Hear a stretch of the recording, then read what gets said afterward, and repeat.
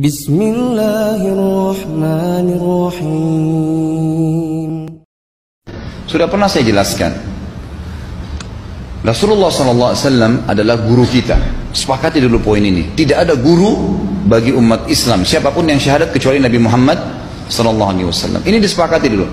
Semua dai dan ulama adalah pewaris beliau. Artinya harus mewariskan ilmu yang beliau ajarkan. Apa yang diajarkan itu yang disampaikan ke umat. Yang tidak diajarkan mereka larang agar dikerjakan. Kan begitu mestinya.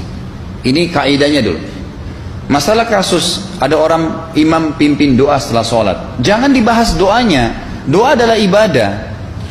Tapi begini, sebelum anda kerjakan satu ibadah, tanya, saya mau ziarah kubur. Jangan ziarah kubur sebelum anda tanya bagaimana Rasulullah SAW ziarah kubur, agar jangan anda buat-buat ziarah kubur itu. Adanya orang taruh kembang di kuburan, siram air, buat batu nisan, pasang lampu, baca zikir-zikir di sana karena dia mau ziarah kubur semaunya sendiri. Tidak bisa. Anda muslim, punya kiai, punya Rasulullah SAW, suri tauladan kita, uswatun hasanah. Tanya Rasulullah ziarah kubur bagaimana? Rasulullah SAW dalam hadis Bukhari menziarahi kubur Baqi, datang, memberikan salam, mendoakan mereka, pulang. Nggak ada lagi yang lain. Nggak pernah Nabi SAW bawa kembang, siram kuburan karena sudah kering, padahal Madinah panas 50 derajat, pecah-pecah tanahnya. Ada istilah di Indonesia, kalau tanahnya pecah, kesian lagi diazab di bawah, kasih air, kasih kembang biar wangi, biar ditaruh kembang yang paling mahal. Kalau dia ahli maksiat tetap disiksa di bawah, gitu kan? Jadi nggak bisa itu patokannya. Mau sholat, jangan pernah sholat dulu, tanya Rasulullah sholat bagaimana, belajar 5 menit bisa. Oh rukunya begini, sujudnya begini, sama, baru Allah terima. Tujuan Nabi SAW diutus untuk apa? Untuk dicontohi, diciplak hidupnya. Cara makannya, cara tidurnya, berpakaian, bahkan cara jalannya saja. Para sahabat contohnya, Nabi jalan begini. Bukankah ada hadis yang mengatakan, sahabat berkata Rasulullah SAW kalau jalan seperti orang turun dari bukit. Mereka sampai membahasakan itu. Rasulullah pernah keluar kepada kami, menyisir rambutnya dengan rapi ke arah sebelah kanan belakang. Ditunjukkan, gitu kan? Rasulullah SAW menyukai ini. Rasulullah SAW memakan dengan cara begini. Diajarkan kepada kita semua agar kita contohin. Yang jadi masalah bagi kita ini, kita selalu mau buat apa-apa yang tidak diperintahkan oleh Nabi SAW. Selalu alasannya baik. Sekarang kasus berdoa setelah sholat. Doa adalah ibadah, nggak ada masalah doa. Tapi kalau kita mau ikat antara sebuah ibadah dengan ibadah yang lain, tanya dulu, Rasulullah pernah ikat nggak? Pernah pertemukan nggak? Ziarah kubur dengan baca Quran. Ziarah kubur ibadah, baca Quran ibadah. Pernah nggak Nabi baca Quran di kuburan? Itu tanya. Nggak ada riwayat Nabi SAW pernah baca Al-Fatihah untuk orang mati atau baca di ayat Al-Quran. Datangkan dalilnya coba. Nggak ada satu hadis pun menjelaskan masalah itu. Lalu kenapa anda buat? Oh karena saya mau buat ibadah. Baik, ibadah yang Nabi ajarin. Salam, doain, selesai. Jangan lebih daripada itu. Masa anda lebih pintar dari Nabi Muhammad SAW? Habis sholat, memang paket yang Nabi tawarkan, yang beliau selalu kerjakan adalah zikir. Setelah sholat dengan zikir sholat yang sudah masyhur, istighfar, kemudian baca Allahumma antas salam, sampai membaca ayat kursi, al-ikhlas, al-falaq, an-nas, baca subhanallah, alhamdulillah, Allah akbar 33 kali, sampai terakhir baca digenapkan la ilaha illallah wahdahu la syarika lah. Selesai itu semua hadis Nabi SAW menjelaskan setelah sholat, Rasulullah SAW langsung berdiri. Memang beliau tidak pernah berdoa habis sholat lima waktu itu. Memang begitu. Bukan doanya yang jadi masalah, bukan. Karena Rasulullah tidak kerjakan, jadi kita tidak kerjakan. Saya tekankan dalam pengajian saya, kalau anda punya hajat berdoa, berdoalah setelah sholat ba'diyah. Insya Allah aman. Karena sudah lepas dari paket yang Nabi tentukan. Selama Rasulullah SAW sudah mencontohkan dan memerintahkan sebuah perbuatan, ditentukan tempatnya, jumlahnya, waktunya, jangan pernah dilanggar. Habis sholat bacalah subhanallah 33, alhamdulillah 33, Allah akbar 33. Jangan anda bilang saya bisa baca 100. Loh, Rasulullah suruh 33 kok. Ditentukan, jangan lebih pintar. Nanti setelah sholat, jangan ikutkan dengan paket rangkaian sholat ini. Di luar waktu sholat anda membaca 100, silahkan. Karena nggak ada penekanan di situ. Kalau ada penekanan waktu, tempat, dan jumlah, jangan dibantah. Anda pengikut Rasulullah atau bukan, gitu kan? Harus jadi jelas. Yang membuat umat ini di Indonesia juga jadi masalah sekarang, karena mau buat sendiri, semaunya sendiri. Kenapa akhi, kenapa Pak Kiai, kenapa Habib, kenapa Ustadz, kenapa buat ini? Bukankah Rasulullah tidak mencontohkan? Oh nggak apa-apa, ini kan baik. Loh, kalau semua orang berkata seperti anda, apa yang tertinggal dari agama kita? Kira-kira apa lagi yang tertinggal? Nggak ada kemurnian agama, karena semua orang mau buat semaunya, gitu kan? Semaunya sendiri. Pindah rumah, baca berzanji. Apa itu berarti sejarah Nabi? Kenapa baca berzanji, saudaraku? Rasulullah waktu pindah rumah pernah baca-baca gitu nggak? Nggak pernah. Kenapa dibuat? Anda Muslim bukan? Muslim. Ya saya harus ikuti. Kalau tidak akan terus ini mengakar nih. Anda buat satu bid'ah sekarang. Bid'ah itu lawannya sunnah. Anak Anda akan buat 10 bid'ah. Cucunya akan buat 100 bid'ah. Akan banyak bid'ah merakar di masyarakat. Dan agama akan ditinggalkan. Kemurnian sunnah akan hilang. Gitu kan? Ini bahaya. Ingat. Nabi SAW mengatakan kepada kita dengan hadis yang sangat jelas. Hadis sahih riwayat Imam Ahmad bunyinya begini. Semoga Allah merahmati umatku yang menukil dariku seperti apa yang aku ajarkan atau sebutkan. Sampai ulama hadis mengatakan Nabi ucapin habis sholat astagfirullah, maka sahabat tidak ada berani menambah azim. Nggak ada sahabat yang bilang astagfirullah azim habis sholat, nggak ada. Astagfirullah saja karena Nabi ucapin itu. Mereka mengakui tidak lebih pintar daripada Nabi SAW. Kenapa kita harus tambah astagfirullahaladzim wali walidayya wali muslimin panjang? Dari mana ini semua? Ditambah-tambah diembel-embelin, kenapa? Akhirnya keluar dari ajaran Nabi Muhammad SAW. Ini masalah gitu kan? Kenapa harus dilakukan? Peringatan maulid Nabi sudah sering saya ingatkan. Anda tanya semua yang buat maulid, kapan maulid itu sejarahnya ada? Semua buku sejarah menjelaskan tahun 230 Hijriah. Nabi meninggal tahun berapa? 11 Hijriah. Gitu kan? 11 Hijriah. Lalu kenapa harus ada dilakukan? Dan dari mana sejarahnya? Yang membuat pertama adalah orang-orang Syiah. Sejarahnya jelas dari Fatimiyah. Semua buku sejarah sepakat mengatakan bahwasanya maulid munculnya di zaman Fatimiyah. Dinasti Fatimiyah, orang-orang Syiah di Mesir, gitu kan? Dan mereka punya 6 macam maulid yang sampai hari ini masih dikerjakan di Iran. Ada maulid Nabi SAW, Hasan, Husain, Ali, Fatimah dan raja mereka. Sampai hari ini masih ada. Kenapa orang-orang waktu baca maulid, baca salawat sambil berdiri pegang tangannya taruh di dada? Karena keyakinan orang Syiah, ruhnya Nabi SAW sedang lewat. Anda tahu nggak itu?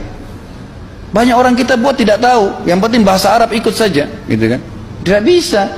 Nabi SAW tidak pernah rayakan. Pernah ada yang bilang sama saya, Ustaz, kan Nabi SAW pernah bilang, waktu ditanya tentang puasa Senin, beliau mengatakan hari itulah aku dilahirkan. Terus kenapa? Berarti boleh merayakan ulang tahun hari Senin, gitu kan?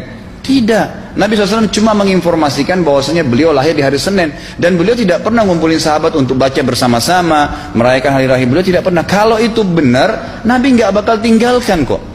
Ibnu Katsir rahimahullah, garis bawahi poin ini. Ibnu Katsir rahimahullah, dalam tafsir beliau, tafsir Quran Azim. Dan subhanallah Ibnu Katsir ini, kata ulama, hampir semua kalangan golongan itu banyak memakai madhab, banyak memakai buku beliau. Walaupun berbeda dari sisi pemahaman yang lain, tapi tafsirnya kebanyakan kembali ke tafsir beliau. Beliau mengatakan tafsir surah Al-Maidah ayat 3 yang bunyinya a'udzubillahi minasyaitonir rajim, al-yawma akmaltu lakum dinakum. Hari ini saya sempurnakan agama kalian, kata Allah. Ya. Wa atmamtu alaikum nikmati. Saya sempurnakan nikmatku pada kalian. Artinya tidak butuh yang lain. Wa raditu lakumul Islam madina. Saya ridha Islam sebagai agama kalian. Kata beliau, ayat ini turun menandakan dan memastikan bahwasanya Nabi Muhammad SAW tidak meninggal dunia kecuali sudah mengajarkan semuanya. Yang hitam, yang putih, yang gelap, yang terang, yang susah, yang muda, ya, semua dijelaskan. Siapa, kata beliau, yang menganggap masih ada sesuatu yang harus ditambahkan setelah Nabi SAW meninggal dan turun ayat ini, maka dia adalah ahli bid'ah. Dia orang yang membuat-buat agama. Nabi sudah ajarkan semua, selesai. Jangan ditambah, jangan dikurangin. Kita tidak lebih pintar dari Nabi SAW. Nabi nggak pernah rayakan hari lahirnya, jangan dirayain, selesai. Emang kenapa kalau kita nggak rayain? Kenapa? Tangan kita terputus? Enggak. Masih banyak ibadah yang disunnahkan gitu. Sama dengan kasus Isra dan Mi'raj. Kejadian besar dalam Islam. Tapi Anda boleh kembali kepada semua buku sirah. Saya tantang semua buku sirah Anda kembali. Insya Allah yang berpegang pada Al-Quran dan Sunnah, memang ada dasar wahyunya, maka semua akan menjelaskan. Nabi SAW setelah pulang dari Isra dan Mi'raj tidak pernah mengumpulkan sahabat-sahabat untuk merayakannya setiap tahun. Tidak pernah. Boleh dipelajari, iya, setiap hari.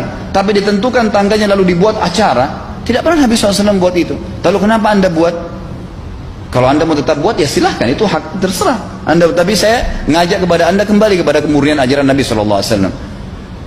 Kita tidak akan pernah kembali, kata Syekh Utsaimin rahimahullah, umat Islam ini akan kembali kepada kejayaan mereka kalau mereka betul-betul kembali kepada ajaran Rasul mereka Muhammad SAW. Murnikan ajaran Nabi yang jalankan seperti yang beliau ajarkan, selesai, akan aman. Pasti akan kembali kejayaannya. Kita nggak bisa saling menghardik, saling menyalahkan yayasan ini, organisasi ini, kelompok ini, karena masing-masing mau beristidlal sendiri. mau menjalankan sendiri hukum-hukum agama ini, bukan mengikuti sunnah Nabi SAW. Jemaah haji kita, jemaah umrah, datang ke Mekah, tur dalam kota Mekah, naik ke gunung untuk lihat Gua Hira. Kenapa naik ke Gua Hira? Oh, Rasulullah pernah di sini. Baik, saya jelaskan. Nabi Muhammad SAW ke Gua Hira sebelum turunnya wahyu. Dan beliau terakhir sekali di Gua Hira pada saat menerima Iqra bismi rabbikal ladzi khalaq. Itu saja. Setelah kejadian itu, beliau turun dari Gua Hira. Dari waktu itu sampai meninggal, Nabi SAW tidak pernah ke Gua Hira lagi dan tidak pernah suruh sahabatnya ke Gua Hira. Kenapa anda ke Gua Hira? Sampai naik 3 jam ada yang jatuh mati. Karena jahil, tidak tahu pemahaman agamanya. Nggak bisa begitu.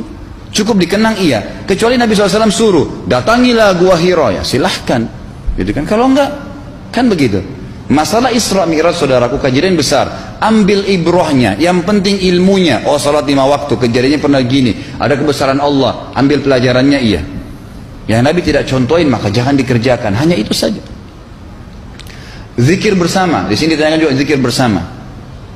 Nabi SAW disebutkan dalam hadis Bukhari, kalau berzikir habis sholat, beliau membaca zikir tertentu, sahabat baca zikir tertentu, sahabat baca zikir tertentu. Jadi Nabi SAW tidak pernah paksain. Enggak pernah Nabi misalnya baca ayat kursi, harus semua sahabatnya ikut ayat kursi, enggak. Nabi SAW baca ayat kursi, si fulan baca al-ikhlas, si fulan baca subhanallah, masing-masing. Dan ingat, Allah SWT mengatakan apa? Tentang masalah zikir dan doa ini. Ya. Dikatakan, ya, kita harus berdoa kepada Allah, ya, wadunal jahri minal qawli bil gudui wal asal, wala takum minal ghafilin. Berdoalah kalian, berzikirlah kalian dengan doa kalian, dunal jahr minal qaul, tidak dengan teriak-teriak. Allah berfirman dunal jahr, tidak teriak-teriak, ya. Dan janganlah kalian menjadi orang-orang yang lalai. Makanya pernah ada sahabat, waktu Nabi SAW berkata begini, dalam hadis Bukhari juga, waktu pulang dari salah satu perjalanan, kalau kalian sedang menukik, kuda unta lagi menukik, bertakbirlah, bilang Allahu Akbar. Kalau kalian sedang turun, menuruni sebuah lembah, bertasbihlah, bilang subhanallah. Ada satu sahabat badui, orang dari padang pasir, semangat dia jalankan sunnah Nabi. Waktu kudanya lagi naik, Allahu Akbar, dengan suara keras dia teriak. Jalankan sunnah kan? Tapi teriak ya. Apa yang terjadi? Nabi SAW panggil, ditepuk pundaknya, Nabi mengatakan, pelankan suaramu. Zat yang sedang kau panggil tidak tuli. Allahu Akbar, cukup. Ada apa? Kecuali di medan perang lain nakutin musuh, gitu kan? Untuk apa takutin kuda sendiri? Nggak perlu, gitu kan? Jadi mengikuti sunnah Nabi dengan ilmu yang benar itu akan membawakan ketenangan hidup. Yang buat kacau kita ini jadi kacau karena mau membumbu-bumbui macam-macam ditambah-tambah.